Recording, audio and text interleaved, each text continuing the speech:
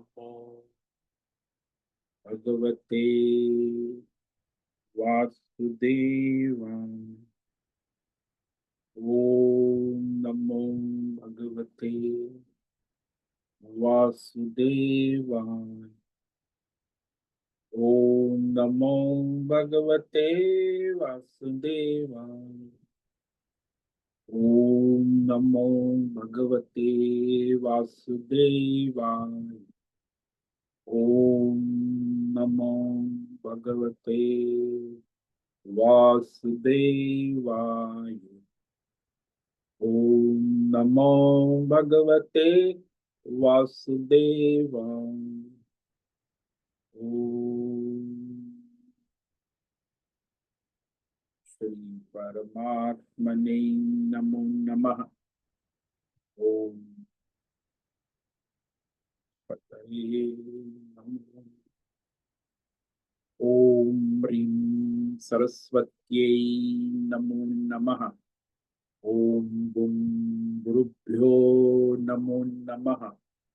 ओम सहनाववतु सहनौ भुनक्तु सह वीर्यं करवावहै तेजस्विनावधीतमस्तु मा विद्विषावहै। ओम शांति शांति शांति। सदाशिव समारंभां शंकराचार्य मध्यम अस्मदाचार्य पर्यन्तां वंदे गुरु परंपराम्। ओम तत्सत। आप सभी ऑनलाइन नेटवर्क पर उपस्थित भगवद गीता श्रवण साधकों को आज ऋषिकेश से हमारा प्रातः का अभिवादन, अभिनंदन, अभिवंदन। हरि ही ओम, हरि ही ओम, हरि ओम। हम सबको आज का यह दिव्य दिन तन मन धन जन देश काल विषय वस्तु परिस्थिति अवस्थाएं व्यष्टि समष्टि सभी को अपने अपने वर्तमान जन्म और पूर्व जन्मों में किए हुए संचित पाप पुण्य मिश्र धर्म अधर्म सकाम निष्काम कर्मों के पके हुए फल स्वरूप वर्तमान में आज सभी को अपने अपने प्रारब्ध अनुसार परमेश्वरी अचिंत्य योग माया के माध्यम से वर्तमान देश काल परिस्थिति तन मन धन जन के स्वरूप में प्रसाद स्वरूप प्राप्त हुआ है। अतः आज का यह दिन दिव्य दिन परमार्थ हेतु निष्काम सेवा यज्ञ देव यज्ञ ऋषि यज्ञ पितृ यज्ञ मानवता यज्ञ भूत प्राणी यज्ञ सात्विक दान शारीरिक वाचिक मानसिक तप निष्काम कर्म योग ध्यान योग भक्ति योग ज्ञान योग साधना स्वाध्याय वेद शास्त्रों का अध्ययन अध्यापन उपासना आराधना के लिए समर्पित करे और करवा।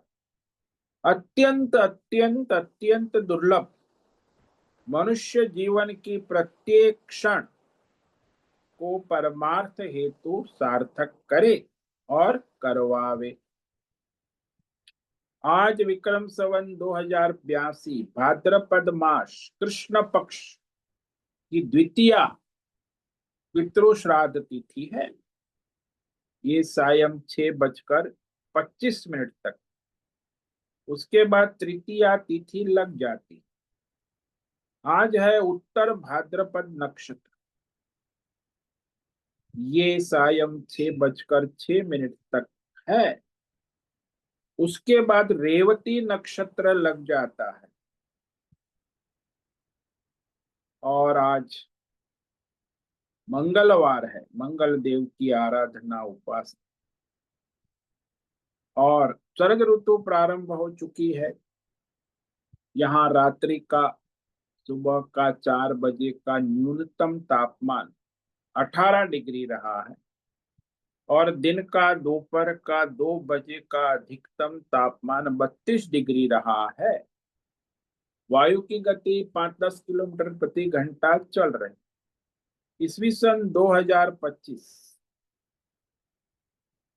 दिनांक 9 सितंबर, 9 सितंबर 2025, सुबह के 6:50 हो रहे हैं। कलयुग का प्रथम चरण 5126वां वर्ष, 7वां वैवस्वत मनवंतर श्वेत वराह कल्प, ब्रह्मा जी का 26वां दिन और 51वां वर्ष अभी चल रहा है। तो ऐसे अनंत कोटि ब्रह्मांडीय परमेश्वरीय अचिंत्य योग माया में हमारा यह एक ब्रह्मांड, इस ब्रह्मांड में ये पृथ्वी लोक में समुद्र के ऊपर जम्बू द्वीप में विश्व का एकमात्र वैदिक राष्ट्र भारत में उत्तर हिमालय प्रांत में उत्तराखंड राज्य में टिहरी जिले हिमालयन शिवालिक पर्वतमाला के अंतर्गत मणिकुट पर्वत के ऊपर नीलकंठ महादेव के साम ऋषिकेश नगरी में मुनि की रेती प्रांत में शीशम जाड़ी अवधूतवाड़ा आश्रम के सी ब्लॉक के 5 नंबर कमरे से गंगा किनारे से हम स्वामी उत्तमानंद सरस्वती भगवद गीता के आचार्य शिष्य स्वामी चिन्मयानंद सरस्वती महाराज चिन्मय मिश्र कैवल्याद्वैत वेद व्यास भगवतपाद शंकराचार्य की श्रृंगेरी संन्यास परंपरा से शिक्षित दीक्षित सनातन वैदिक भारतीय हिंदू धर्म अनुसार संपूर्ण भगवद गीता ज्ञान यज्ञ ऑनलाइन चैतन्यमय जीवन लाइव प्रसारण जूम एवं यूट्यूब के अंतर्गत व्याख्यान माला में अध्याय 13 क्षेत्र क्षेत्रज्ञ विभाग योग के श्लोक नंबर 22 पर संस्कृत एवं हिंदी में व्याख्यान करेंगे। दिव्य पवित्र सरल व्यावहारिक सटीक पूर्ण वर्ण अक्षर पद वाक्य पंक्ति श्लोक अध्यायों की संगति संधि अन्वय शब्दार्थ वाक्यार्थ भावार्थ रहस्यार्थ तत्वार्थ के यथार्थ तात्पर्य सहित वैदिक शास्त्र वेद व्यास साहित्य शांकर भाष्य एवं परंपरागत सन्यासी आचार्यों की टीका टिप्पणी सहित आज का यह भगवत गीता व्याख्यान करेंगे।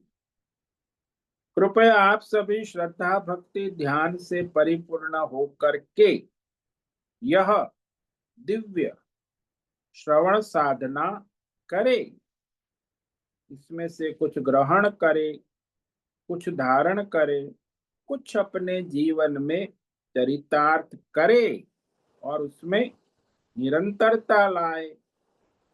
अपनी अपनी आध्यात्मिक भौतिक दैवी अशांति द्वंद्व मोह विक्षेपों से रहित होकर के अधार्मिक शास्त्रीय परंपरागत भ्रम भ्रांतियों से रहित होकर के अपने अपने शरीर इंद्रिय प्राण मन वचन कर्म और बुद्धि से एक रूप एकाग्र होकर के शुद्ध सात्विक सूक्ष्म भगवत विवेक बुद्धि करें। वेद शास्त्र एवं आचार्य परंपरा अनुसार विवेक करे और करवावे।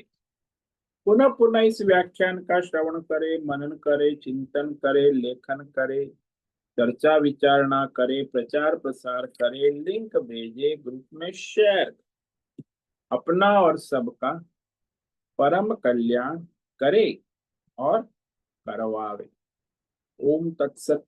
ओम ओम ओम। तो कल हमने श्रीमद् भगवद गीता अध्याय 13 क्षेत्र क्षेत्रज्ञ विभाग योग के श्लोक नंबर 22 पर विवेक विचार किया था, जिसमें भगवान ने परमात्मा शब्द का व्याख्या की कि परमात्मा किसको कहे, परमात्मा का क्या परिचय। परमात्मा का बायोडेटा क्या है, परमात्मा का लक्षण क्या है? तो भगवान ने 5 विशेषण 5 लक्षण दिए। ये सारे व्यावहारिक विशेषण हैं, काल्पनिक नहीं। व्यावहारिक विशेषण परिचय करते हुए भगवान देते हैं। तो यहाँ भगवान ने स्पष्ट कहा, उपद्रष्टानुमंता च भर्ता भोक्ता महेश्वरः परमात्मेति चाप्युक्तो देहेऽस्मिन् पुरुषः परः। अस्मिन् देहे, अस्मिन् देह यानी वर्तमान ये जो क्षेत्र है, देह यानी क्षेत्र, स्थूल सूक्ष्म कारण शरीर, 24 तत्वों का जो क्षेत्र है, इसमें जो जीवात्मा है, अंतरात्मा, पुरुष, पुरुष यानी क्षेत्रज्ञ, जीवात्मा, वह वास्तव में पर अपि यानी परमात्मा ही है।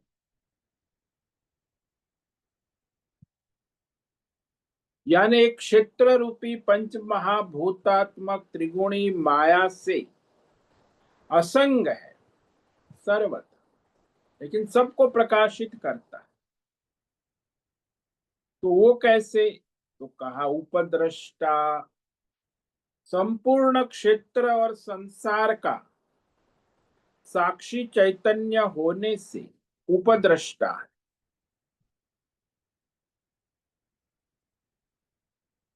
जैसे पात्र देवदत्त भिखारी का स्टेज, उसकी स्क्रिप्ट, और वो देवदत्त भिखारी का शरीर मन बुद्धि सबका साक्षी दृष्टा कलाकार है, प्रकाशक है, उपद्रष्टा। ये जो उपद्रष्टा है, ये क्षेत्र में सबसे सूक्ष्म है, इसलिए कभी किसी को दिखता नहीं। क्योंकि आप जो है बाहर विषय को देख सकते हैं, कि कहे कि ये पुस्तक है, पुस्तक को कौन देख रहा है? कहते मैं देख रहा हूं, मैं देख रहा। अच्छा, ये मैं कौन है?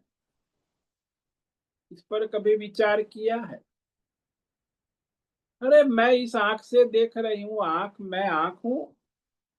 तो कई लोग की बुद्धि वहीं स्थिर हो जाती। मैं आंख हूं और आंख से पुस्तक देख रही हूं, देख रहा हूं। तो वो तो केवल इंद्रिय के स्तर में। फिर कोई कहेगा नहीं नहीं नहीं, आंख ऐसे नहीं देख, बिना मन के, without mind how can you, intelligent man.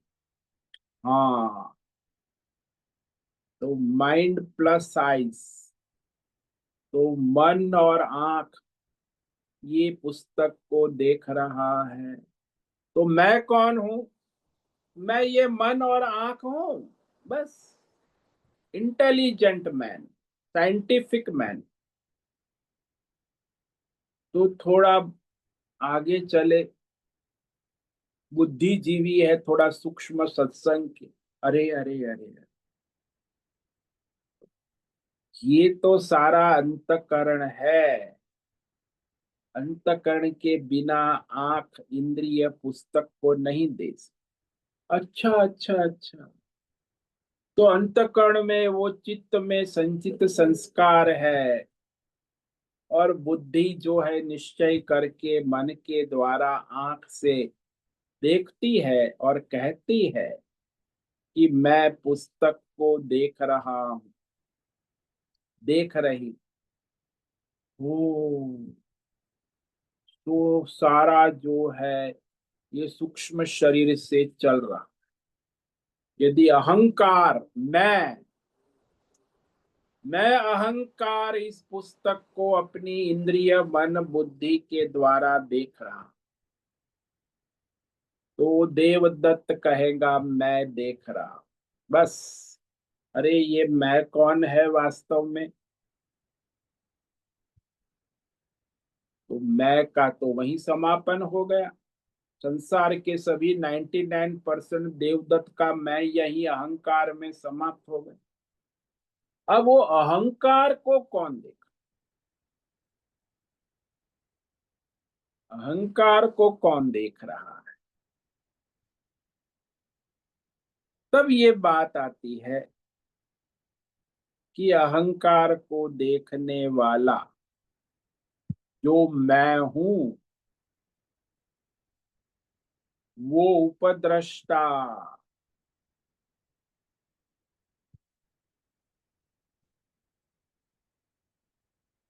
अच्छा, इस उपद्रष्टा को कौन देखता है? उपद्रष्टा स्वयं प्रकाश है। उसे देखने के लिए अहंकार की आवश्यकता नहीं। न इंद्रिय की, न मन की, न बुद्धि।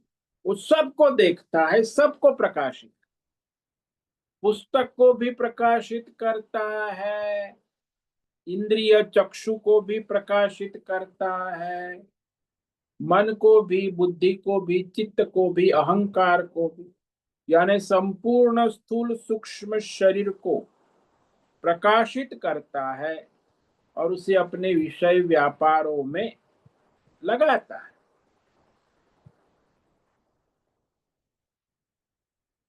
तो जो मैं, जो स्थूल सूक्ष्म कारण शरीर इवन अहंकार, अहंकार कारण शरीर के अंदर आता है और अज्ञान से अहंकार है, तो कहता है मैं देख रहा हूं। लेकिन वास्तव में तो जो देखने वाला है वो उपद्रष्टा है।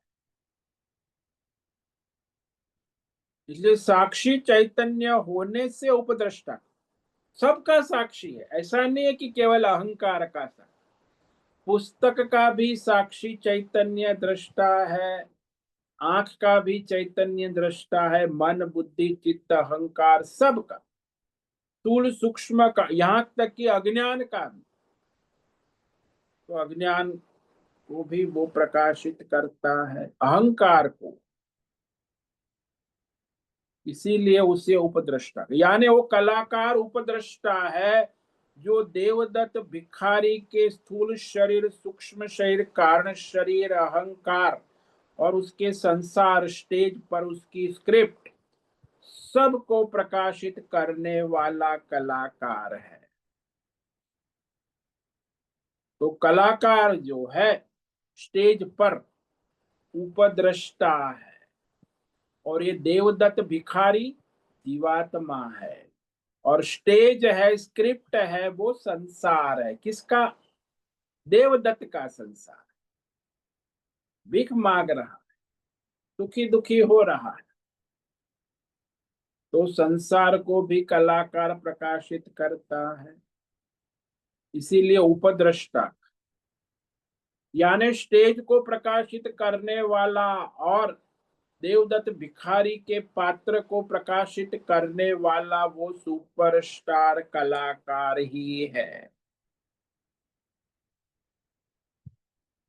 इसीलिए उसे कहा अस्मिन देहे, अस्मिन, इस देह यानी क्षेत्र, स्थूल सूक्ष्म कारण शरीर में वह उपद्रष्टा है। और उपद्रष्टा कहने के बाद भगवान कह रहे अनुमंता।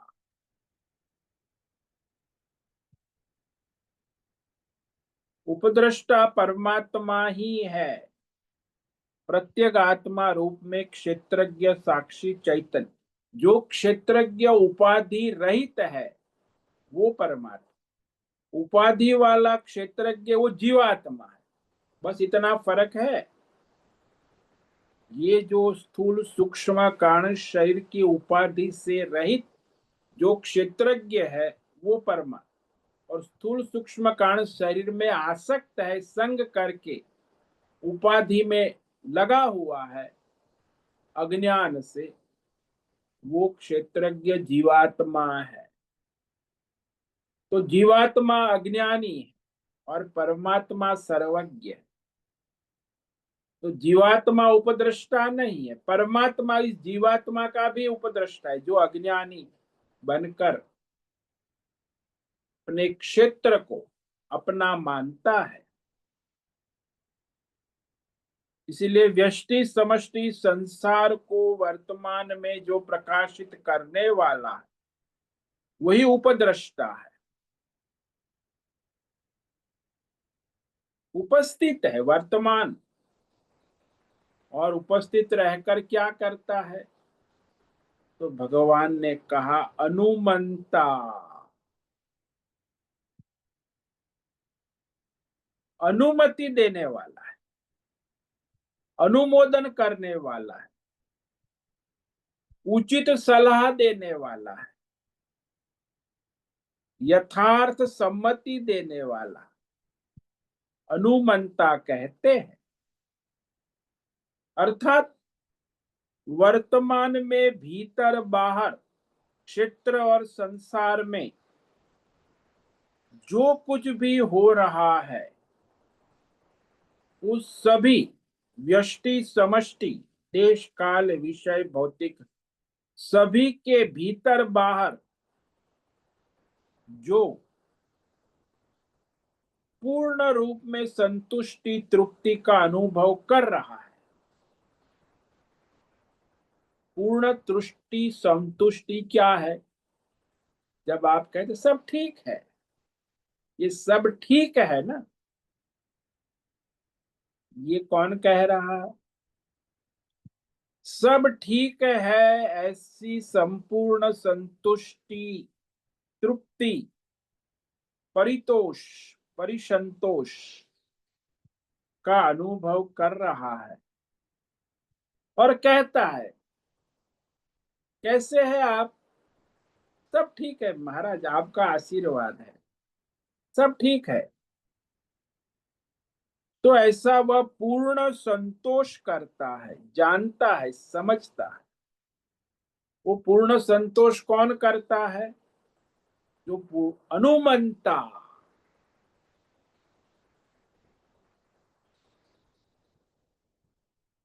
तो वहां उपद्रष्टा तो केवल प्रकाशित करता है साक्षी चैतन्य, और अनुमंता तो उसमें संतुष्टि पूर्ण संतोष का अनुभव करता।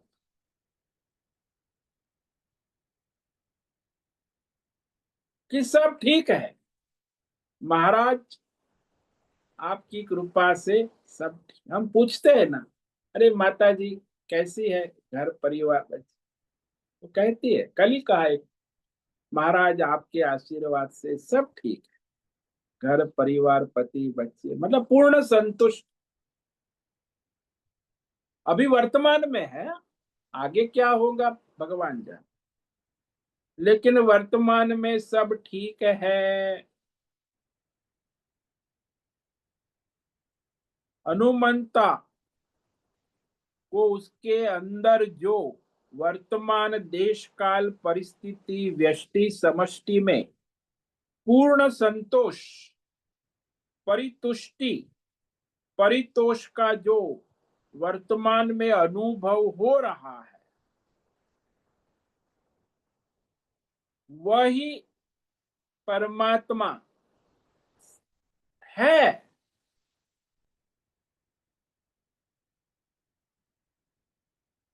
यह उसी परमात्मा का स्वरूप। कौन कहता है सब ठीक है? जो कहता है वो परमात्मा है, परमात्मा का स्वरूप है। जितना भी संसार में व्यवहार होता है व्यष्टि समष्टि क्षेत्र और संसार में देश काल विषय भौतिक, उस सभी संसार के व्यष्टि समष्टि व्यवहार को चाहे भीतर शरीर इंद्रिया क्षेत्र क्या कर रहा है, बाहर संसार में लोग क्या कर रहे हैं,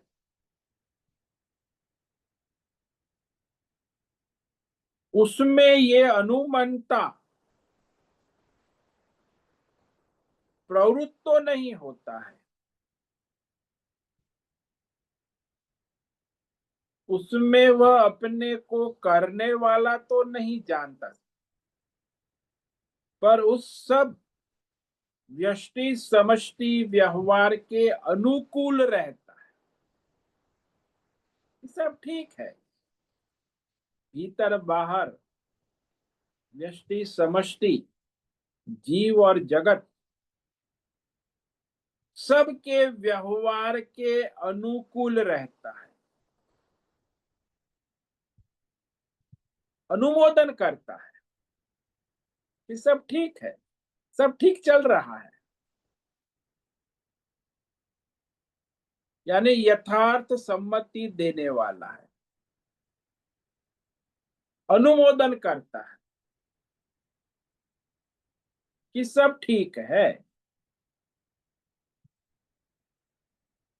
इसलिए उस परमात्मा को अनुमंता कहते हैं।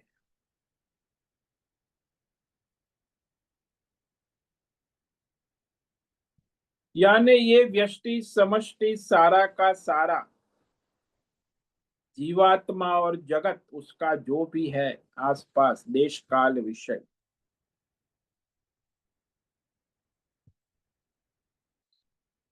ये सब अनुमंता इसलिए है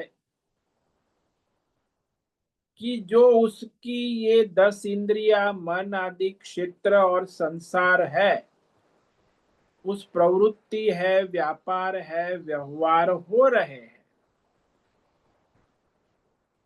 वो सारे व्यष्टि समष्टि भीतर बाहर सभी व्यवहार, सभी वृत्ति और प्रवृत्ति को पूर्ण संतुष्टि से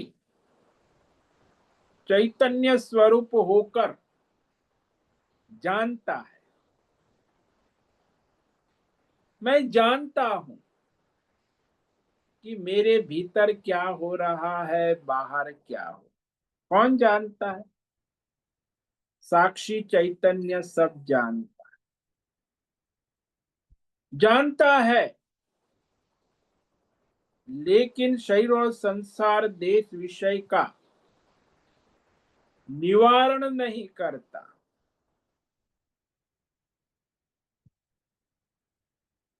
सारा का सारा व्यष्टि समष्टि संसार और व्यवहार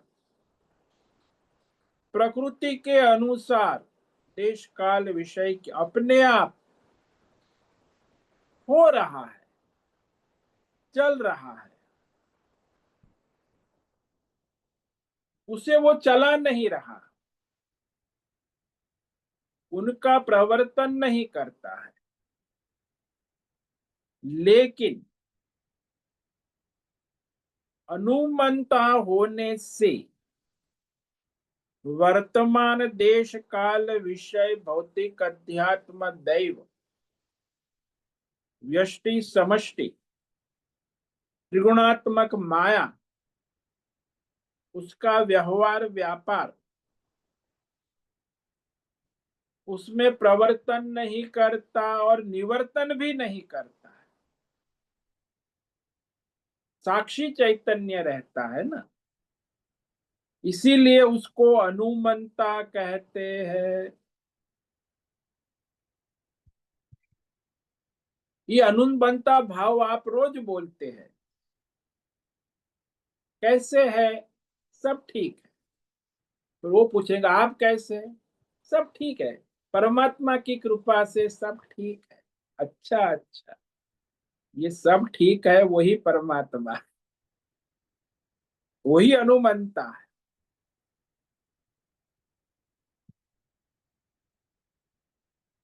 इसीलिए वो जो चल रहा है उसमें न प्रवर्तन करता है न उसका निवारण करता है। वर्तमान देश काल विषय भीतर बाहर जो भी हो रहा इसीलिए वो साक्षी चैतन्य है, प्रकाशक है।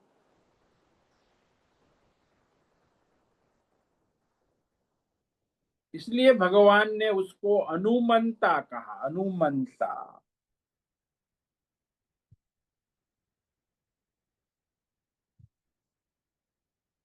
तो अनुमंता जो है, ये साधक में आसानी से नहीं आता,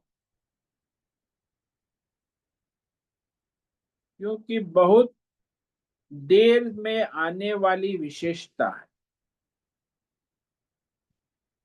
क्योंकि जब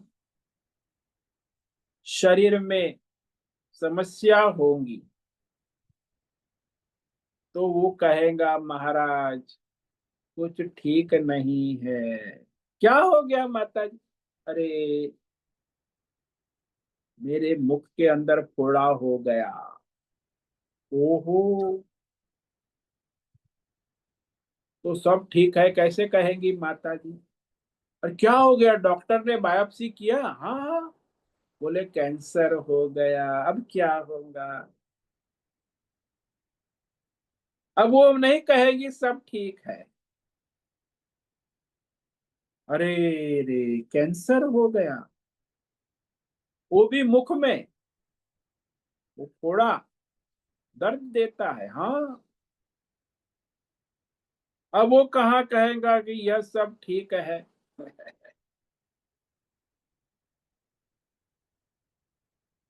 साक्षी रूप से देखना जानना जो देहासक्त है कि ऐसी भगवान की इच्छा है, सब ठीक हो रहा है, सब ठीक है। कैंसर हो गया तो भी ठीक है, ऐसा कहने की हिम्मत संसारी की नहीं होगी। और महात्मा कहेगा सब ठीक है, भगवान की लीला है, कैंसर भी भगवान की लीला।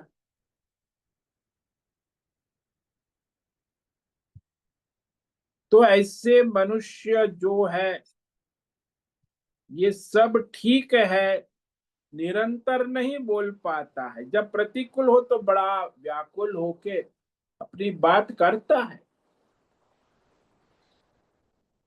अरे शर्मा जी आप कैसे हैं?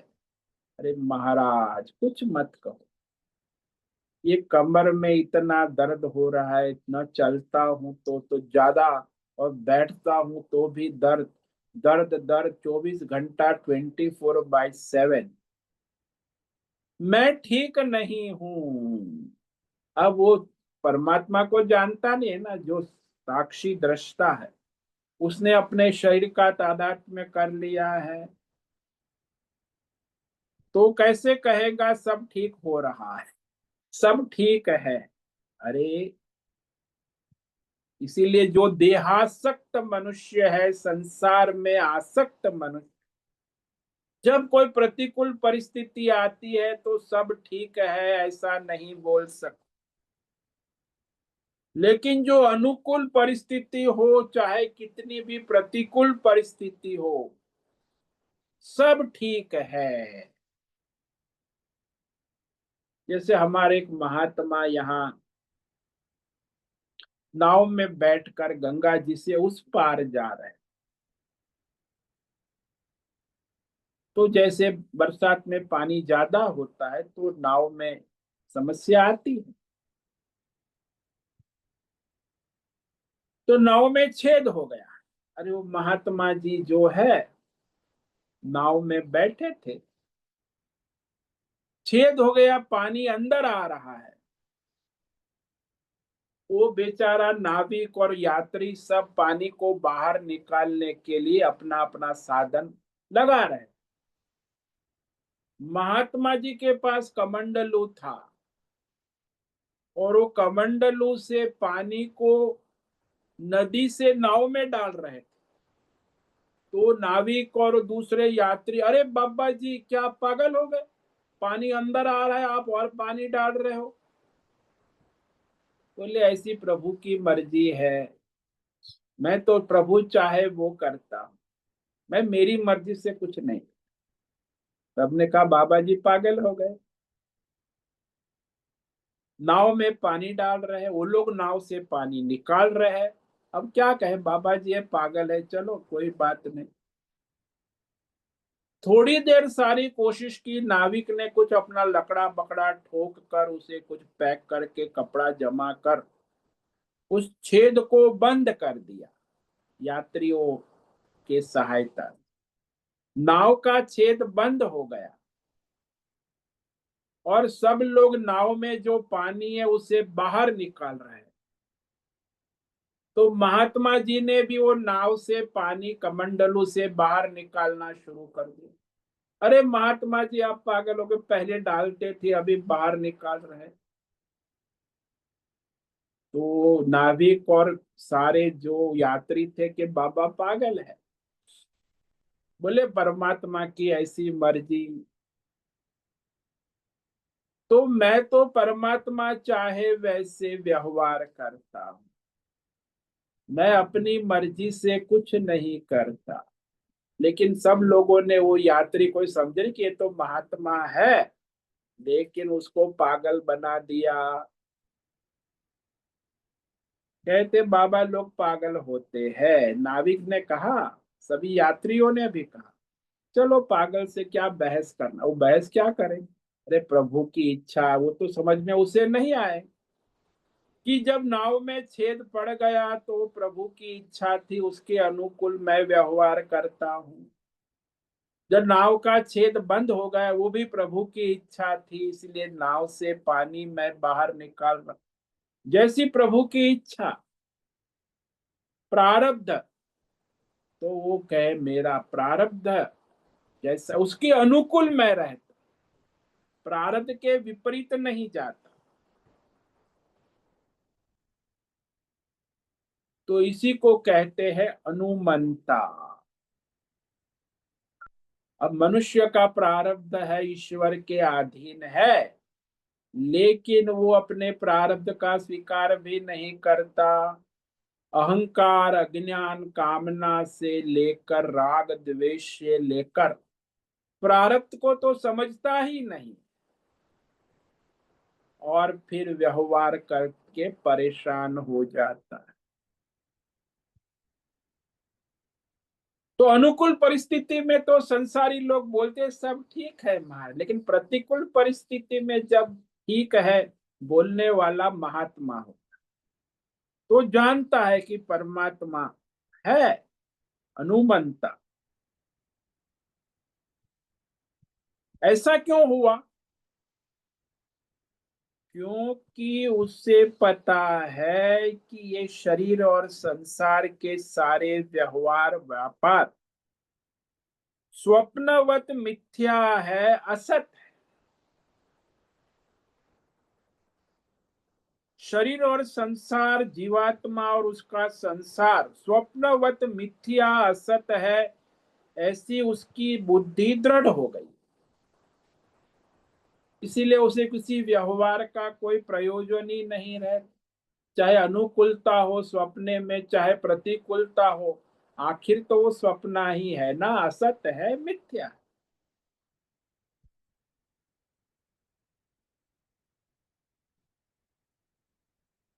तो इस प्रकार ये विवेक करना आवश्यक। जैसे एक दृष्टांत ले लो ना, कि संसार में एक सामान्य भक्त है, उसने घर में भगवान का फोटो रखा है और फोटो के सामने बैठकर पूजा कर रहा है, फूल चढ़ा रहा है।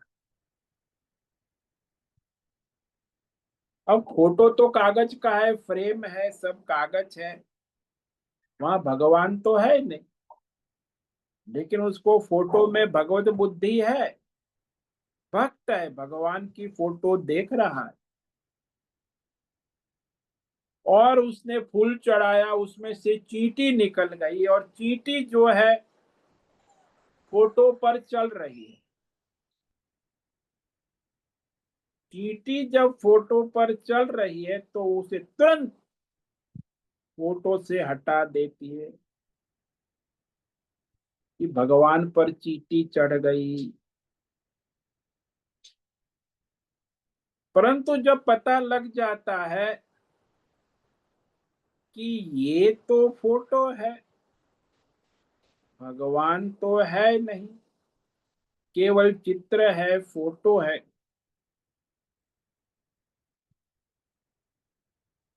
और फोटो में कहाँ भगवान?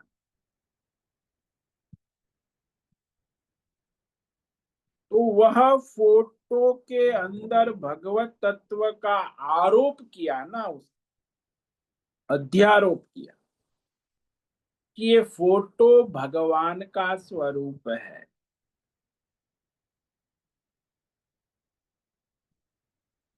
तो ये जो फोटो में भगवान के स्वरूप का अध्यारोप है, तब तक तो वह चींटी हटाने की प्रवृत्ति करेगा। जब फोटो में भगवान के अध्यारोप हट जाएगा, तो वहां चींटी हटाने का कोई भी प्रवृत्ति निवृत्ति नहीं रह सकती।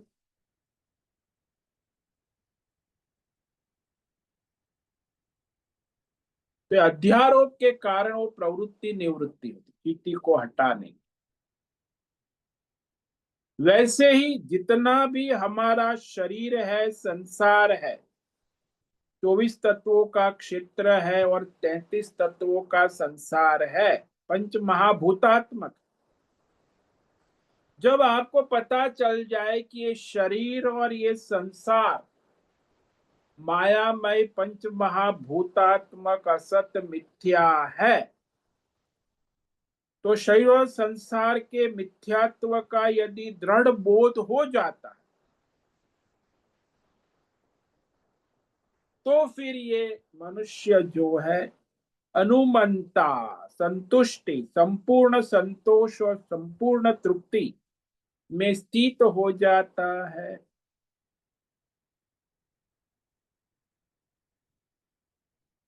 किसी भी क्षेत्र, व्यष्टि, समष्टि, परिस्थिति, देश, काल, विषय में फिर उसकी प्रवृत्ति निवृत्ति नहीं हो सकती। संपूर्ण संतुष्टि, तृप्ति बनी रहेगी कि यह भी ठीक है, वो भी ठीक है, जो हो रहा है अनुकूल हो रहा है वो भी ठीक है, प्रतिकूल हो रहा है वो भी ठीक। हमारे एक महात्मा थे यहाँ, तो उसकी मजाक करते थे सब लोग। जो कोई कुछ भी कहेगा, सीधा कहेगा, उल्टा कहेगा, तो क्या ये भी ठीक है। फिर वो कहेगा ऐसा ऐसा, अरे वो भी ठीक, अरे उसने ऐसा उल्टा कर दिया, वो भी ठीक है, इसने सीधा काम कर दिया, वो भी ठीक है, ये भी ठीक है, वो भी ठीक। ये महात्मा। फिर उसमें उस किसी कार्य में प्रवृत्ति निवृत्ति नहीं हो सकती। क्यों? क्योंकि ये शरीर और संसार स्वप्नवत मिथ्या है, असत है। मिथ्यात्व बोध होने के बाद उसमें प्रवृत्ति निवृत्ति नहीं हो सकती, सब ठीक है। जैसे आपके टेबल पर प्लास्टिक के खिलौने, यानी केला, अंगूर, सेव, अमरूद, फल की ट्रे पड़ी है तो प्लास्टिक की, बड़ी असली, एकदम असली जैसी। अब उस प्लास्टिक की ट्रे में पड़े हुए सारे फल इतने सुंदर है, आकर्षक है, असली से भी अच्छे लगते हैं दिखने में, लेकिन आपको पता है कि ये फल मिथ्या है, असत है। तो कभी आपकी उसमें प्रवृत्ति या निवृत्ति नहीं हो सकती कि अंगूर में प्रवृत्ति हो गई और अमृत में निवृत्ति हो गई। आपके लिए सारा जो ट्रे है वो एक समान है, क्योंकि उसमें आपको असत मिथ्यात्व का बोध दृढ़ है। लेकिन कभी आप सपने में भी विचार नहीं करेंगे चलो ये प्लास्टिक का एक अंगूर खा लेते हैं या एक केला खा लेते, न उसमें प्रवृत्ति हो सकती है न उसमें निवृत्ति हो सकती। इसी तरह जिस महात्मा को ये शरीर, जीवात्मा और ये संसार त्रिगुणात्मक मायामय, उसकी उत्पत्ति स्थिति लय पुनः सब में मिथ्यात्व बोध दृढ़ हो जाता है, तो फिर उसका इस संसार में प्रवृत्ति निवृत्ति का कोई प्रयोजन नहीं रहता है। तो इस प्रकार उसके लिए सब ठीक है। इसी को अनुमंता कहें। यथार्थ सम्मति भगवत मति वाला हो गया है। और इस तरह जो कुछ भी हो रहा है सही हो रहा है गलत हो रहा है, ठीक ही हो रहा है। जैसे बिजली का करंट चल रहा है और पंखा ठीक से चल रहा है तो भी करंट कहेगा ठीक है। पंखा ठीक नहीं चल रहा है या ठीक चल रहा है, बिजली के करंट को कोई परेशानी नहीं। सारे उपकरण अपने अपने विषयों में प्रवृत्ति कर रहे, निवृत्ति कर रहे। पंखा चल रहा है नहीं चल रहा है, उसको बिजली के करंट से क्या लेना देना, क्योंकि वो सबके पीछे अनु रहकर अनुमंता, मनता यानी जानता है।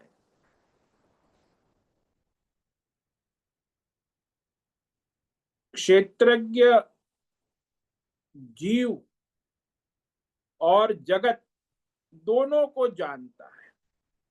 और जानता है इतना नहीं, वो असत है मिथ्या है इस रूप में जानता है। इसीलिए आप लोग जब स्वप्न देखकर उठते हैं तो फिर उठने के बाद उस स्वप्न के जीवात्मा, स्वप्न के प्राणी और स्वप्न के जगत में आपकी कोई प्रवृत्ति नहीं हो सकती उसके अनुसंधान में, क्योंकि आपने जान लिया कि स्वप्न जगत मिथ्या था।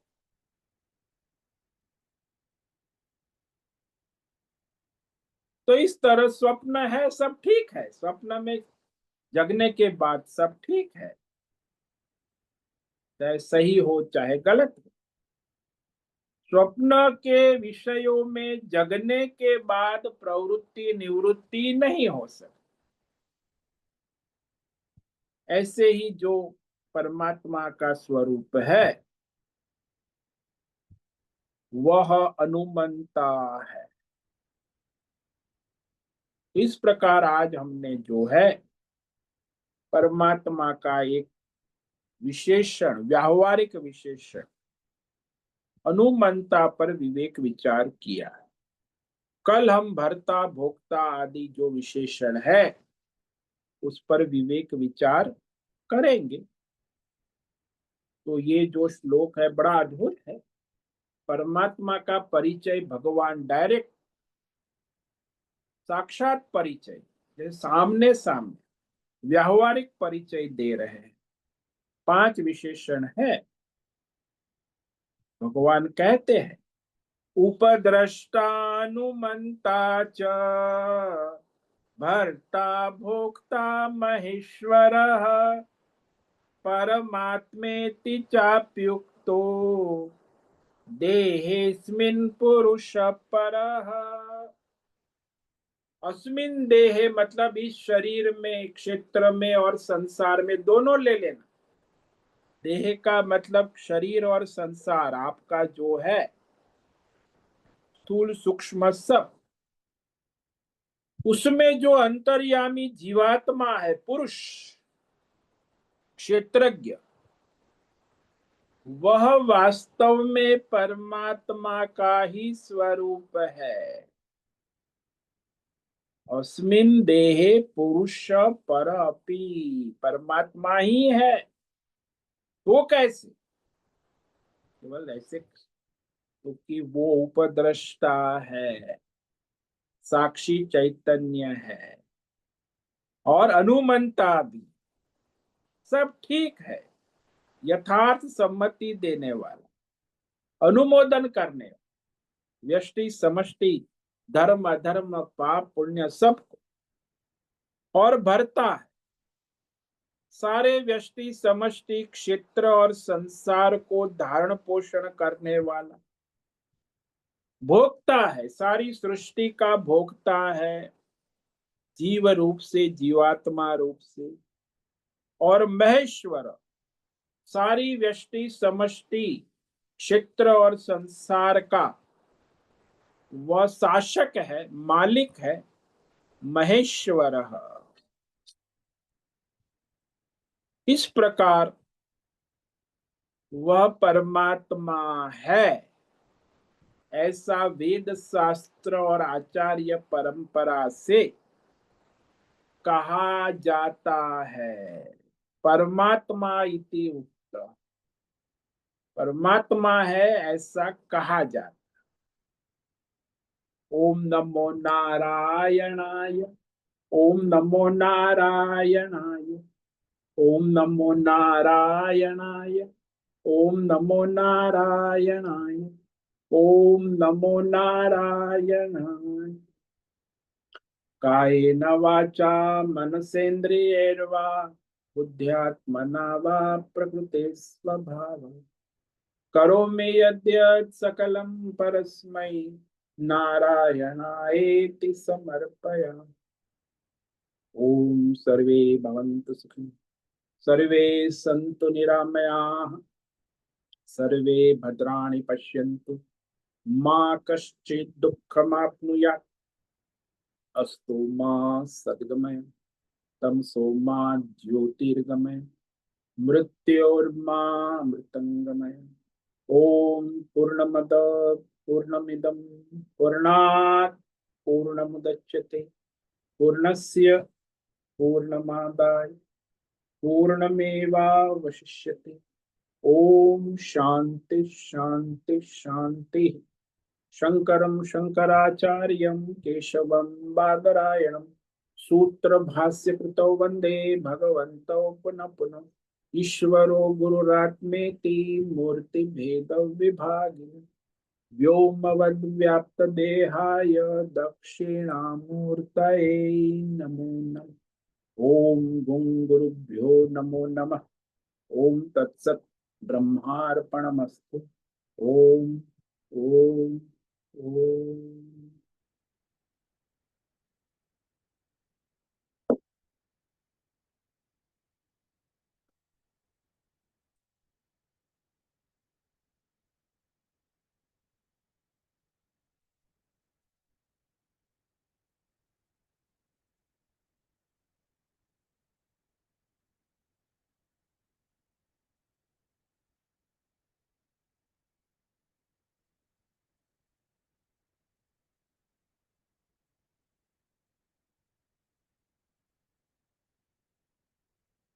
अभी प्रश्नोत्तरी का समय है, किसी भी साधक को प्रश्न है अभी प्रश्नोत्तरी कर सकते। नमो नमः गुरुदेव। हाँ नहीं ना बोलो। गुरुदेव मैंने यही पूछा था अनुमंता को, अभी भी वो स्पष्ट नहीं हो रहा है। अनुमंता तो हाँ ही हाँ करने वाला है ना। जो कुछ भी है सब ठीक हो रहा है। हाँ ही हाँ नहीं है, यथार्थ सम्मति देने वाला, अज्ञानी नहीं है, मूर्ख नहीं है। ये सब हाजी हाजी हजूर जी वाले नौकर चाकर की बात नहीं चल रही है। चमचे लोगों की बात नहीं चल रही। हाँ जी हाँ जी, हाँ जी महाराज जी, हाँ जी गुरु जी, ये तो नौकर चमचे लोगों का धंधा है। ये तो ज्ञान की बात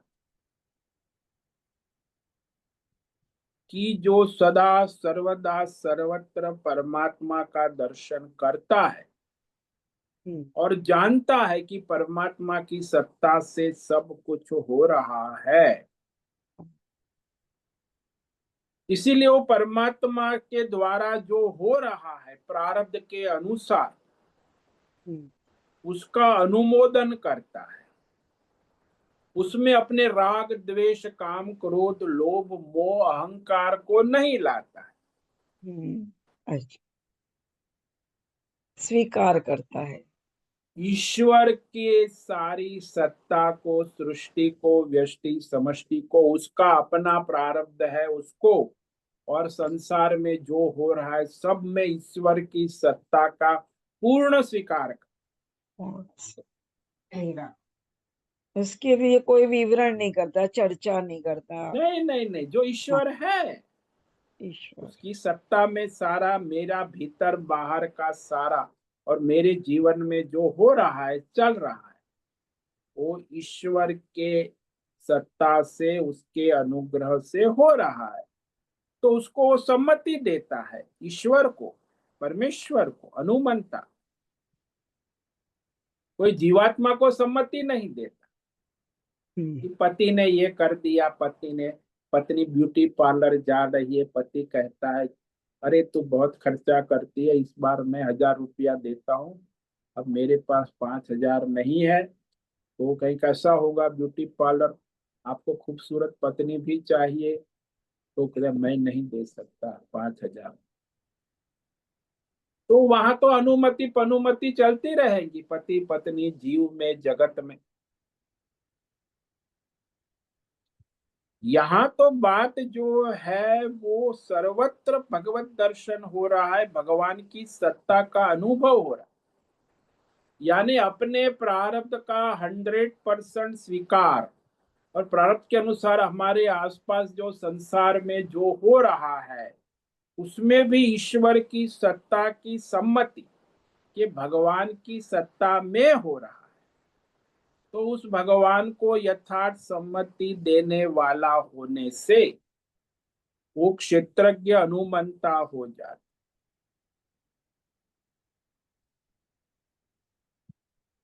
वो जो पर अहंकारी है राग द्वेष में पड़ा है वो तो अपने प्रारब्ध को भी स्वीकार नहीं करता ना, ईश्वर की मर्जी है।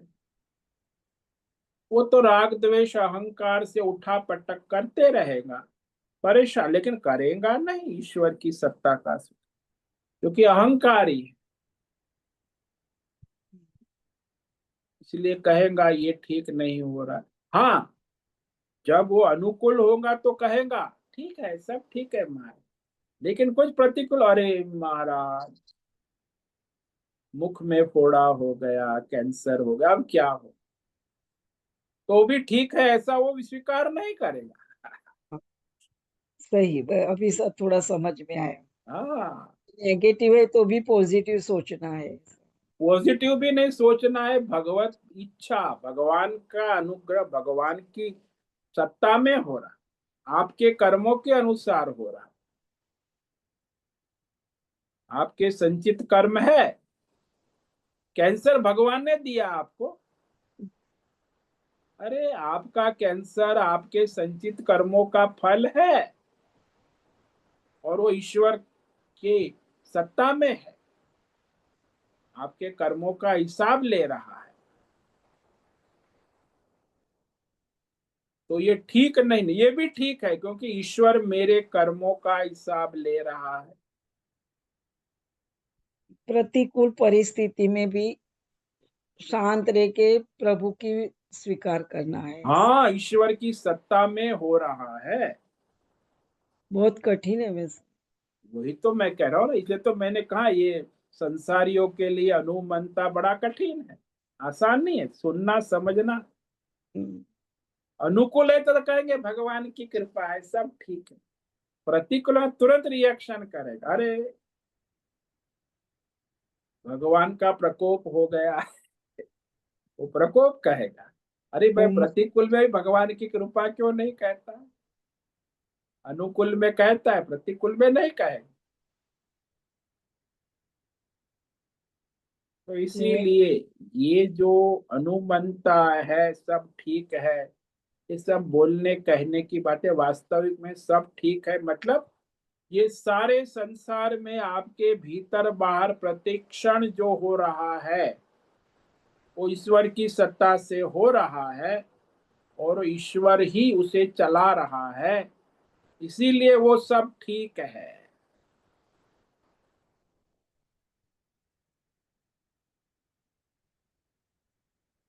संपूर्ण समर्पण होगा, संपूर्ण श्रद्धा होगी, तब ये बात बनी। अहंकारी मनुष्य ये स्वीकार करेगा, लेकिन अनुकूल परिस्थिति में करेगा, प्रतिकूल परिस्थिति में ईश्वर को स्वीकार नहीं करेगा। कि जो कुछ भी हो रहा है सब ठीक हो रहा है, कहने की बात है, लेकिन वास्तव में उसको हर परिस्थिति में फरियाद करता रहे। हाँ, तुरंत फरियाद करेगा। प्रतिकूल परिस्थिति, अरे भगवान ये क्या हो रहा है, अरे भाई तुम्हारा कल्याणी हो रहा है, तुम्हारा प्रारब्ध है, तुम्हें उसका अनुमोदन करना चाहिए।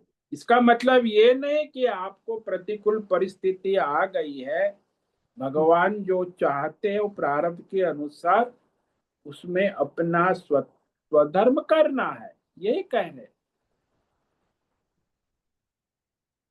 अर्जुन को भी यही कहा भगवान ने, क्या रे अर्जुन, तुम्हारा प्रारब्ध है, क्षत्रिय हो, गृहस्थ हो, धर्म युद्ध करो, भगवान अनुमति देते।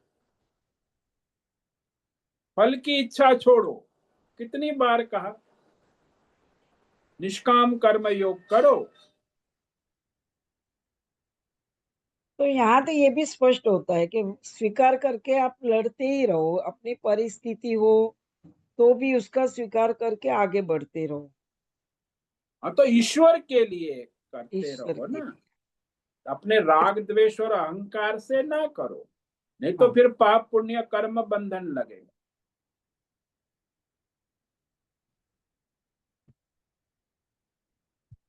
पर कोई आदमी ऐसे दुख में और उसके साथ स्वीकार करके वो उसके साथ जीता है, तो उसमें कहाँ पाप पुण्य आते, वो तो उसका स्वधर्म हुआ ना। अरे भाई, जब वो बीमार है, ठीक हो रहा है, स्वीकार करना अच्छी बात है, लेकिन ईश्वर के अनुग्रह से ये सब हो रहा है, ईश्वर की सत्ता में हो रहा है, और सारा जो है ईश्वर के अधीन है।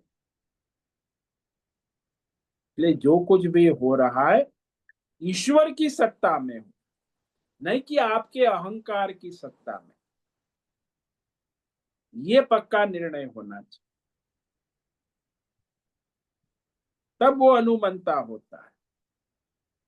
लेकिन वो जीवात्मा है, वो तो तुरंत अपने अहंकार के वश आ जाएंगे। तो ये अहंकार के वश जीवात्मा फिर वो द्वंद्व में आ जाए। लेकिन अहंकार रहित होगा तभी वो साक्षी परमात्मा के साथ समर्पित होकर अपने प्रारब्ध का स्वीकार करेगा, नहीं तो नहीं करेगा।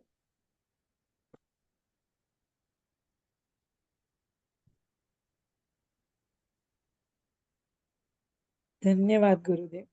ओम नमो नारायण। ओम नमो नारायण। तो आज उपस्थित है प्रकाश आनंद दोसा होस्ट है, राजेश मोलकर को होस्ट है, नैना पुरोहित, राय बहादुर कपूर, अजय रत्न पारखी, अनुराधा जेठे, आशा कोटक, भद्रेश पड़िया, बीबी शर्मा, मोहन, किवी कुमार, हेमा कोटक, इला जोशी, लीलावती बड़ेकर, माधवी आचार्य, मीरा उच्चिल, मीनाक्षी काले, पंकज भट्ट, राम सेवक यादव, रेशा रथ, रूपेश पाटिल, संजीवनी श्रीरंग रानड़े, शालिनी, सुदर्शन दुबे, सुनील ठाकुर, तुषार चौधरी और उषा मेन। तो आज इतने साधक उपस्थित है। आज आपका दिन मंगलमय हो, परमार्थ करे और सबका कल्याण करे। सभी साधकों को आज का ओम नमो नारायणाय।